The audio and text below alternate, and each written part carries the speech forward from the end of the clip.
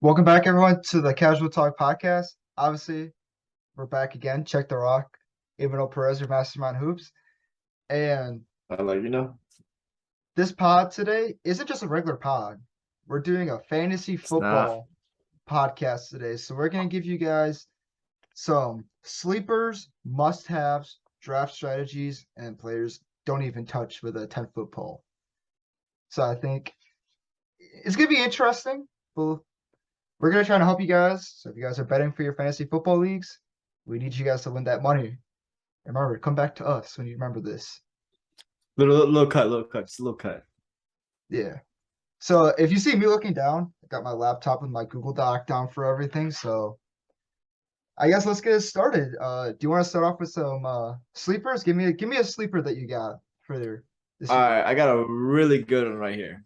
Judging with everything that's happening in the Commanders' running back room, it's looking more and more like what's his name? Brian Robinson, rookie running back, has taken over as RB1 in that team. He started the last preseason game. He's looking to be the high usage one, and he's honestly looked really good. I can agree So yeah, I'd look at him a lot if you guys want a sleeper late in the rounds. because the Commanders played the Chiefs yesterday, I believe, Mm-hmm. and he looked really good yesterday. Yeah, his ADP took a spike yesterday. Not a spike, a jump, a leap. My bad. Okay, so now I'm gonna go with a running back too. I'm going with Tony Pollard. So every year he had an increase in production, and almost every year he has over 1,000 rushing yards as a backup running back. So he'd be a good running back two to have on the roster. Obviously, you shouldn't have him as your main running back. I think we all know that. And like a lot of fantasy leagues have him projected higher than Clyde Edwards-Helaire and Cordell Patterson, who are both RB1s in this league. No, yeah, the Tony Pollard would be a great insurance as well because Zeke has a injury history recently, and with his production, when Zeke is out, he can be a running back one pretty simply in your team if you ever need him on those weeks. Agreed. So then who do you got next for another sleeper? This one's a very popular one, but I think if you guys watch the Texans, you guys know that this guy's a real deal. Damian Pierce, running back from Houston, rookie running back. He's also looked very well. He's looked like the best runner on the team. His talent level definitely looks higher, and I can see him by week 3 being the running back one on that team and the main guy on that team. Okay. So for my next guy, if I pronounce his last name wrong, I'm sure you know how to say it. You can correct me, but Tyler Agler, is that how you say it? Yeah, the rookie running back from For Atlanta. the Falcons. So I mean, obviously he's a rookie, so we don't have much information on him. But from what last year's Falcons running back roster was like, they've lost 54.7% of their ball carriers from last year. So that's a big gap they got to fill. And obviously he's me backing up Cordell Patterson. But last year at BYU, he was posting an 85.5 PFF grade, which is very good. And then he also led the nation in second most touchdowns since 2020. So there's another sleeper right there. He could definitely be nice. I would assume Cordell Patterson would be used mainly as a pass catcher. I Mm-hmm. don't think he'll be there for many running snaps, so I can see Agler getting a good amount of that chunk, especially him probably being Atlanta's running back too. So who do you got next? For tight end, I got Zach Ertz. I think his ADP is behind Dallas Goedert and TJ Hawkinson. And I don't think people realize how great he was in Arizona after the trade last season. I think Kyler Murray really likes him, and especially early on without D Hop, I Mm-hmm. think he could be poised for a tight end 5 at worst type of situation. I don't think he'll be up there with the Kelseys and Andrews or what he used to be either, where he was tight end 3 arguably in that conversation. But I Mm-hmm. do think he can be a top 5 tight end this season, and I think he's very low for his ADP. And not only that, but like the Cardinals don't have a very stacked wide receiver core either besides DeAndre Hopkins. I mean, AJ Green's I getting think it. I think that's the opposite. I mean, they have AJ Green, they have Rondell Moore, they have a decent amount of receivers there. I mean, that Marquise Brown is now there. Hmm. I mean, they also lost Christian Kirk too, so that's another big target. That's a loss. Yeah, that's a loss. So bringing up the Cardinals, I got Rondell Moore as another sleeper too, and this is pretty simple. I mean, for the first 6 weeks, they don't got D Hop, and like they obviously lost Christian Kirk, and then like they have Marquise Brown and AJ Green, which AJ Green's getting old. I think we started to see more of him slowing down a little bit. It's obviously not AJ Green from his Bengals days. Of course. So I think, and then I think the Cardinals going to put him more in the slot alongside of Marquise Brown on the outside. And then obviously when D Hop comes back, he's going to lose a lot of targets, but I think he's still going to be a consistent target for Kyler Murray throughout the season. No, he's gonna need to take a big leap this year, especially with Christian Kirk out. I can see him taking that role over.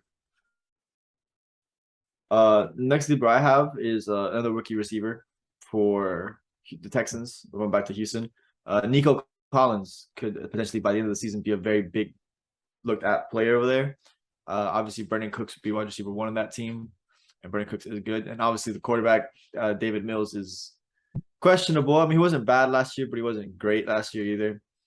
I think he's going to benefit a lot from a receiver like Nico Collins. Nico Collins can see a good amount of chunk of targets, production, workload, and he might be a pretty solid flex option towards the end of the season.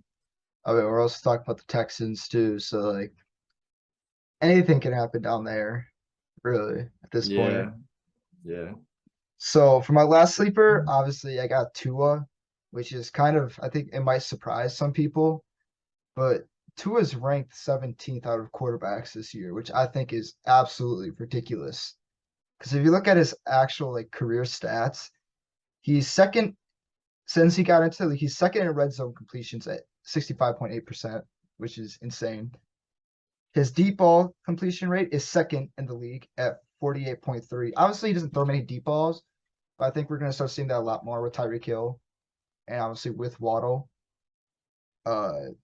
He's eighth in the league in completion percentage in clean pocket, which is 73.2%, which is very good. And then his overall completion rate is seventh in the NFL at 66.4%, which a lot of people are probably going to be like, well, he throws just slants and drags. But when you look at the Dolphins the past how many years, they didn't have an O line. He would snap the ball and 2 seconds later, he's getting rushed. So, and then obviously, like with Mike McDaniels as his new head coach, if he can make Jimmy Garoppolo look somewhat good, I don't know how he can't make Tua somewhat good. And obviously, seeing Tua throughout preseason, I don't think we have not preseason, training camp. He's looking really solid this year. Yeah, a lot can happen in Miami. There's a lot to like right there with Tua. I think this is a make or break for year for Tua, and obviously having two very fast, very yak heavy receivers that can also take off, like in Jalen Waddle and Tyreek Hill, who both can have top 12 wide receiver numbers in this season. I think that helps a lot as well. The running game might be established a bit more, which is something Tua never had in Miami. So a lot of the game can open up for Tua. So it is very likely that Tua has a good boom potential, upside potential, but that has to be seen. And also they added Chase Edmonds too. Yeah, that nice little PPR guy. Mm-hmm. Do you have any other sleepers? I might have one more. I think George Pickens, wide receiver for Pittsburgh. The big question is obviously who the quarterback is going to be in Pittsburgh. Is probably going to start off with Mitchell Trubisky.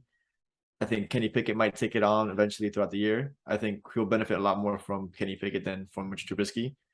But I do think George Pickens could be replacing Claypool this season, and I think George Pickens is that guy. I really do. If not this year, next year for Pickens for sure. After Chase Claypool said that he can be a top wide receiver in this league. I mean, we'll see. You never know what will happen. You know. So let's move on to must-haves. So I think a must-have, I'm going to start off with the quarterback. I'm going to go with Russell Wilson. I mean, just to boost the confidence with the new roster that he has. And with a good receiving core of Sutton, Judy, and then Javante. Very great young receiving core. They just never had a good quarterback, I guess, throughout the years since Peyton Manning. And then just his targets. I don't see how you can't go wrong with Russ this year. And like the Broncos O line is a lot better than what the Seahawks have been giving him the past how many years. No, for sure. I think the Broncos were always a quarterback away. I think adding Russell Wilson might be that quarterback. I do like Russell Wilson for his ADP as well. He's very low compared to other quarterbacks. You could definitely wait and hold out, draft a bit more skilled positions, and then get your quarterback in Russell Wilson in round 6 or round 7, round 8, maybe. Yeah.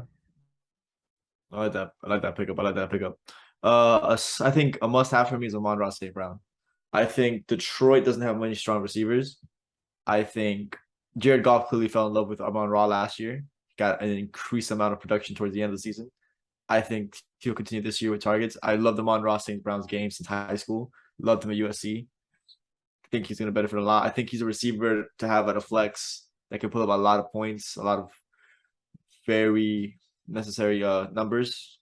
And I think if you can pick up Amon-Ra St. Brown as your flex or even your wide receiver too, it's a very good pickup.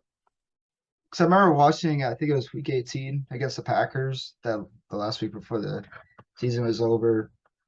He looked really good last year, especially going up against the Packers defense, which was ranked really, really good in the NFL last year. He was kind of cooking us, not gonna lie. So another must-have that I have, I'm gonna go with Najee Harris. I mean, he's on the field for 90% of the plays, and with two new quarterbacks fighting for position to try and start, it's kind of hard not to pick Najee. I mean, you're not gonna pick him in the first or second round. I think he could be a third round, fourth round pick. No, I think you mean first Yeah. overall. Yeah, first overall, whatever. Yeah. I don't see how you just can't go with Najee. I mean, he looked like an absolute monster last year, but it was tough with Big Ben, and obviously Big Ben likes to throw the ball, and I think Mike Tomlin preferred to go along with what Big Ben wanted to do. But with two new quarterbacks coming in, I think they're gonna slow it down a little bit, start running the ball more. So who do you got next as a must-have? Ooh, I think AJ Dillon. Yes. I think the reports are that Aaron Jones is losing a bit more of his snaps, going 50-50 with AJ Dillon this year. I think AJ Dillon takes a good production. I think he can be a perfect RB3 for if Aaron Jones, because Aaron Jones has missed a game or two the last couple seasons, and you can slot Aaron Jones in those games, and Aaron Jones will give you monster production. I think if Aaron Jones is getting more snaps, he's going to give you a great amount of production as well. I think for his ADP, he's pretty low. He's better than a lot of the running backs around his region, like Cordell Patterson, Tony Pollard, Chase Edmonds. I think he can definitely be your RB3 and a lot of boom potential there if, say, he overtakes Aaron Jones or if Aaron Jones goes down. There's a lot of boom potential there. So I kind of feel bad because when AJ came into the league, it was the year the Packers went to the NFC Championship game, and Aaron Jones went down for an injury in the first possession of the second half. AJ Dillon fumbled. And I remember saying, this man isn't it. I don't know why we wasted a second round pick on him, but like seeing what he turned into from just that one. Because like you normally see players who are like that mentally fucks with them pretty much. Like I fumbled in the NFC Championship game. Like it's never gonna be the same, but like he's come back and he's proved that he's that guy. And honestly, I think the Packers have the best running back duo in the league. Because you see those quads though? You see them quads? These are huge. Yeah. So for my last must-have, I have Derrick Henry. They lose AJ Brown. I mean, and like, what did the Titans do the past how many years? They pounded the ball. I mean, people thought Derrick Henry 2 years ago should have been the MVP. And then he got hurt last year.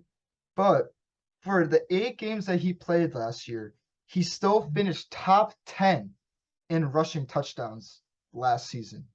for only playing 8 games? That's insane. No, then- his production before he went down was crazy. And then you look at, you're looking at a guy who's going for 300 plus rushing attempts per year. I mean, if you're pounding him the ball that much, you're asking for him to get more touchdowns, more yards, which equals a ton more fantasy points, which I feel like a lot of people are kind of hesitant because his injury last year. I think that's for like a lot of running backs, like Saquon, McCaffrey. Like for the past how many years, people are taking them first, second, third, fourth, fifth overall or whatever, but then they're just getting hurt. But from the time off that Derek had and seeing what he's been doing in training camp this year, I think he's back, he's healthy, and I wouldn't be surprised if he's in contention for offensive player of the year. All right, I have a couple more must-haves. I think one of them has to be Michael Pittman Jr. Matt Ryan has always had a wide receiver finish in the top 12 every season. There's always a wide receiver that goes round 3, round 4 that takes a massive leap up. So last year would have been Cooper Kupp. I don't think he's gonna have a Cooper Kupp type year, but I think Mike definitely have the surprise round 3 year that booms him into wide receiver 5, wide receiver 4 status. He's looked very good with Carson Wentz. He looked very solid with Phillip Rivers. I think Matt Ryan could be the best quarterback of the 3 that he's ever had. Well, besides Andrew Luck, but obviously that was towards the tail end. Yeah. Michael Pittman definitely is a good look and a good reach around round 3, round 4, and can be your wide receiver 1 if need be. The other one I want to say is Kyle Pitts. Marcus Mariota loved throwing to his tight end, Delaney Walker, during Tennessee. Kyle Pitts is way more athletically freakish than Delaney Walker was. Kyle Pitts is basically another wide receiver down the middle. I think Kyle Pitts takes a massive leap this year, and you could see him potentially being tight end 1. Agreed. For the amount of targets he's going to get from Mariota. So if you can pull a tight end, pull Kyle Pitts. There you go. Have you seen the NFL reporters saying that Kyle Pitts could possibly be a future Hall of Famer? It wouldn't surprise me. Okay, so let's move on to don't drafts. Unless you have another must-have on your list. No, I think I'm good for now. Okay, so for don't drafts, I have Antonio Gibson. Obviously, what you said about Brian Robinson is literally the straight facts of why I don't think you should touch Antonio Gibson. He's also had a very, very rough training camp. He's taking special team snaps. That's not a good sign. Yeah. And then also a JD McKissick. And he's also eating, him and Brian Robinson are eating a lot more of the starting snaps with the first stringers and the backup. So I wouldn't touch Antonio Gibson with a 10-foot pole. No, yeah, it was reported last year that Ron Rivera wanted to use Antonio Gibson like Christian McCaffrey, and obviously that got a lot of people very excited for what Antonio Gibson could look like. Just for JD McKissick to end up winning most of the pass catching snaps, and now with Brian Robinson being the guy apparently in Washington, Antonio Gibson's quickly losing his spot over there. Straight facts. So who do you have for a don't draft? All right, this is solely because I got burnt the last 2 years because of it. Christian McCaffrey. I'm sorry. 10 games in 2 seasons. I can't trust that. I cannot. Obviously, if he plays, he's probably the best running back in fantasy football, if he plays. And when he does play, he's averaging 29 points a game, which is ridiculous as a running back. Okay. On PPR leagues, of course. But I can't trust his injury history at this point. And drafting him at 2 is a massive risk. So are you gonna touch Saquon? Are you gonna give Saquon the same treatment as Christian McCaffrey? The thing is, Saquon isn't predicted to be drafted 2nd overall. Yeah. Christian McCaffrey is. Saquon around 3 looks a bit more promising than McCaffrey at 2nd overall. That being said, I would draft Christian McCaffrey way before at round 3, no matter who you are. If you're like 7th or 8th in the first round and touch McCaffrey, that's a win. Agreed. But at 2, granted, not much you can take better than McCaffrey when McCaffrey plays. But do you trust him long term that season? So this is kind of how I see the running backs going off the board. So I see Jonathan Taylor going 1. Of course. I think just after last year, I think everyone knows that. I see Derrick Henry going 2. That's who I would go with if I had the second overall pick. Because obviously, like you said, McCaffrey being injured, Saquon being injured. I mean, who else is left on the board at that point to that's a running back that you're going to take number 2? It's Derrick Henry. So I mean, unless you know someone else, do you know anyone else that you would possibly take top 5 that aren't those 4? Potentially Austin Eckler because Justin Herbert likes to throw to Eckler. Eckler's a really good PPR guy. Remember, we're talking strictly PPR leagues because if you're not talking PPR leagues, then Derrick Henry is number 1 running back off the board. He should be. Agreed. So for my number 2 for don't drafts, I have Josh Jacobs. Are you surprised by that? Are you Not at surprised? all. No. Not at all. So here's my one red flag on him, or like my first one. He played most of the Hall of Fame game. You don't see first stringers doing that. First string players, and that's week 1 of preseason. He must be having a terrible training camp that uh they wanted to see what he could give you, and I think he played all the way up to like the 3rd or 4th quarter, which to me that's a red flag. And also they have Kenyon Drake and Amir Abdul, which are better catching backs that I think they're going to be getting more of a role in that Raiders offense. Because I think we all know that the Raiders offense is going to turn extremely into just passing. I mean, you have Jalen Waller, you got Devontae Adams now, and then you got Kenyon Hunter Drake and Renfro. Hunter Renfro, and then you got Drake and Abdullah as your catching backs. And Josh Jacobs is nowhere in sight.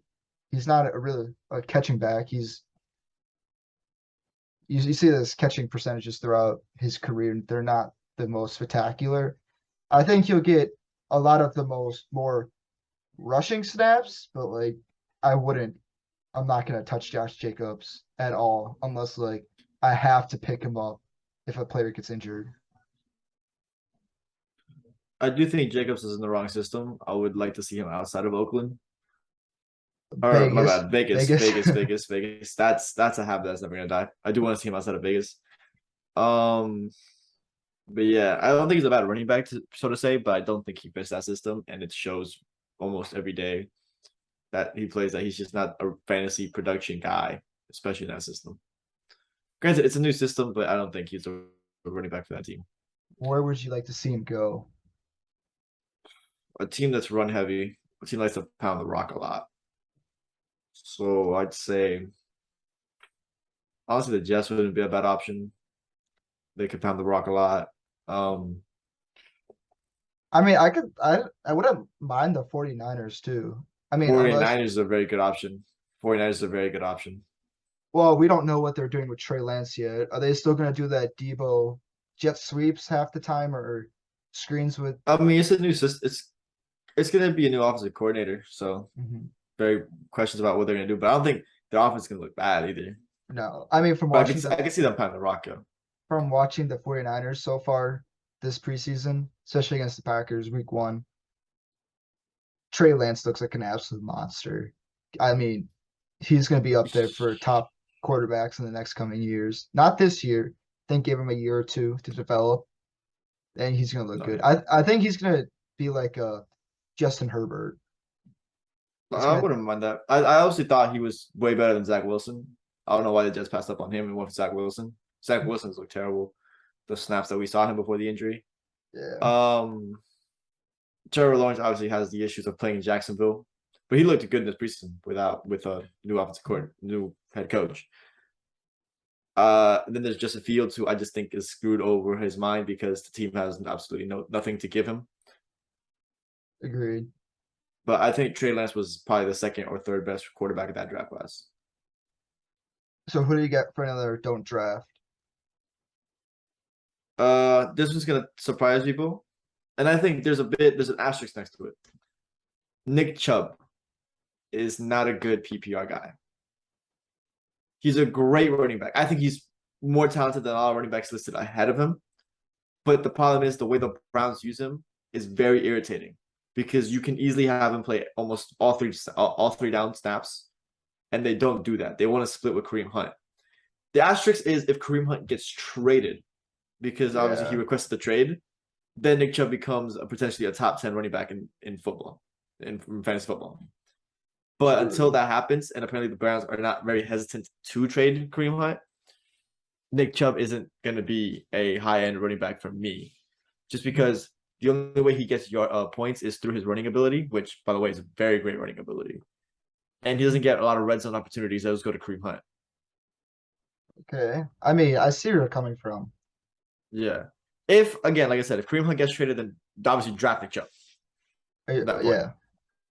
And draft Kareem Hunt because they're both going to be great running backs, whatever, if they're separate. But together, they hurt each other a lot. Okay. So for my third don't draft, I have Tyler Lockett. And this is 1 point and 1 point only. Then you can go on with your next. Who's throwing him the ball? Geno Smith? Drew No. Lock. Drew Lock. Not Russ. Take it over. I feel that. I feel that. So like, Um, people may think like, well, then what about DK Metcalf? That's DK Metcalf. DK Metcalf's gonna get his targets. I think we all know that. I think Tyler he's Lockett probably isn't. yeah. A big thing with Tyler Lockett was the deep ball, and that's because Russ can launch that. Drew Lock and Geno Smith don't have that arm to launch it to Tyler Lockett like that. True. So who do you get next? All right. I think I'd fade on Drake London. In general, I'd fade on all Atlanta wide receivers, but I think a lot of people hyped up for Drake London, and I just again, your quarterback is Marcus Mariota. He's gonna love his tight ends. He's gonna love his dump offs to his running backs. So keep an eye on Cardell Patterson as well. But he's not gonna target his receivers like that, and that was always a big issue in Tennessee when he played. That his receivers didn't really see the targets as much as the tight end. Do we know the severity of his injury that he suffered, or is it because he got hurt? It was something with his knee, if I remember correctly, and he's Yeah. got hurt. I don't think it's for the season, but I definitely fade on Drake London, especially for his ADP, where I see Elijah Moore and Devontae Smith. I take both of them. I take Kadarius Toney over him as well. I see Brandon Ayuk. I'd take Brandon Ayuk before I take Drake London. So I yeah, think that all depends on if what's his injury is like. I mean, I think he's still gonna get good production. I think Mariota's still gonna find him for targets during the year, but like you said, you pretty much hit it right on the dot that with Mariota, that's so true. yeah. So my last don't draft is uh I got Chase Claypool, Deontay Johnson, George Pickens has emerged as the number 1 and 2 receivers so far during training camp. And then obviously kind of like the same concept with Tyler Lockett. You got Mitch Trubisky and Kenny Pickett throwing the ball. It's not Big Ben, straight fat. I mean, it's not like Big Ben was a top quarterback the last how many years, but like it's just straight, just like that. Do you have any other don't drafts? I'm gonna go with the Philly running back Miles Sanders. Everyone seems to really say Miles Sanders is gonna blow out this year, and I feel like we hear that every season, and he never blows up. Reports are in training camp that the offensive coordinator has fallen enough with Keith Gainwell over, so it's possible he might even lose his job at some point in the season, unless Miles Sanders' production goes skyrockets the way we think he is. Obviously, right now they're saying he's RB1, so at the end of the season he's probably going to be the starting running back. But yeah, I don't like Miles Sanders' game a lot, and there's a lot of questions about how that offense is going to look because obviously we still don't know what Jalen Hurts is still, because there's times where he flashes a lot of good potential and there's times where he flashes not so good potential. Agree. Do you have any other don't drafts? I said we could end it there. So lastly, let's go over draft strategies. So let's quickly just go down our list and just go boom, boom, boom, boom, boom. So for number one, I have load up on running backs. I think that's like every year for fantasy football. I think it's just common sense to get your top running back first round if they're still there, depending on where you're drafting, and then always get a good RB2 and then try and get a decent RB3 for bye weeks, injuries like that. And then I always have, when I do fantasy football, I always anchor my team around a good quarterback, which also leads into another topic. Don't draft a quarterback unless someone picks one before you during that round, or wait till like 4, 5, or 6. I think that just makes a lot of sense because you don't want to load up on a quarterback right away. You want to get your RBs and your wide receivers and tight ends out of the way right away. And then next, I got the Cuddy system, which I don't know how many people know about that. The C stands for consistency. The U stands for upside. D for durability. The other D for depth, and the Y for youth. I think those are the 5 main pieces into creating a very good fantasy football team.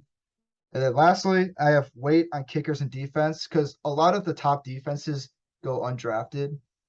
You just got to work the waiver wires, find out which team's defense is performing throughout the year. And if you got to drop and pick up throughout the year, that's what you got to do. All right. So my strategy is very different to yours. I actually go hero zero running back strategy. So I get one great running back. Hopefully, if you can get like a Najee, I mean, if you can get Jonathan Taylor, get Jonathan Taylor. But if you can get like a Najee, an Alvin Kamara, Derrick Henry, and then I'd load up on every other position. Probably get my 3 receivers up next, get my tight end up there, maybe get another wide receiver for depth reasons, and then I get my next running back. Which in that case, the theory is to trust your RB1 to get RB1 production, your wide receiver 1, your wide receiver 2 to get great production, and your flex to get your running back 2 production. So you're trusting on your running back 2 to get your flex production. And I think wide receivers always have more upside in fantasy, but because there's way more receivers, that's why you load up on running backs. But I think I'd rather get 3 good receivers and 1 good running back than 2 good running backs and 2 good receivers. I think the next thing I would like to do is I would wait on a quarterback personally, because there's a lot of good quarterbacks this year. You can go into round 7 and you could find a Russell Wilson, and Aaron Rodgers, or Joe Burrow, or even a Matthew Stafford right there. True. So I think there's not much rush. And going into the quarterback, something I always love to do is I love to draft my number 1 receiver or my number 2 receiver with the same quarterback. So in my fantasy team, I have T. Higgins and I have Joe Burrow. And I know people that have CeeDee Lamb and Dak Prescott, for example, or Stephon Diggs. And I mean, if you get Stephon Diggs and Josh Allen, you overdrafted Josh Allen, but Josh Allen and Diggs is a nasty duo. I mean, did you see what Josh Allen did in that first drive? Josh Allen does some ridiculous stuff in the pocket. Honestly, QB1, best quarterback I think in fantasy football next year. But move on. Potentially. Yeah, I think that should pretty much talk about my strategy. Oh, and last one is for your running backs outside of your RB1, try to get nothing but pass catchers. So guys like Cordell Patterson, potentially Travis Etienne, J.D. McKissick, Chase Edmonds, guys that catch the ball a lot at the running back position, because I think PPR and PPR leagues, catching the ball is way more important than running the ball. I agree. I totally agree with everything that you're saying. I think we both have some very great strategies. I mean, they're different ends for each other for which ways that we're going, but I guess it all depends on how you want to play it. We just basically told you how we would play it. But if you guys have any play, well, you go ahead. Go ahead, man. I was gonna tell them to just play whatever you're comfortable with. Don't overthink it. Yeah, I got some pretty couple years of fantasy football where I wasn't around for the draft, and the draft was in person. And I've gotten stuck with some pretty crappy teams, but somehow I just ended up pulling it out, playing the waivers. So always play the waivers. I think that's another thing that I think a lot of people The miss waiver out is on, very important, yes. especially with defensive kickers and all things like that. I think it all comes together at that end, at that point. The wire always looks bad. There's always going to be some heat that you don't realize at the time. You have to play the wire. Your draft doesn't dictate your season. Your wire does. I totally agree. But if you guys have anything that we missed, just put it down in the comments down below or let us know. But from Check the Rock to Mastermind Hoops or Imanol Perez, we're signing off. And we'll catch y'all guys in the next one. Take care, everyone. See you, Space Cowboy.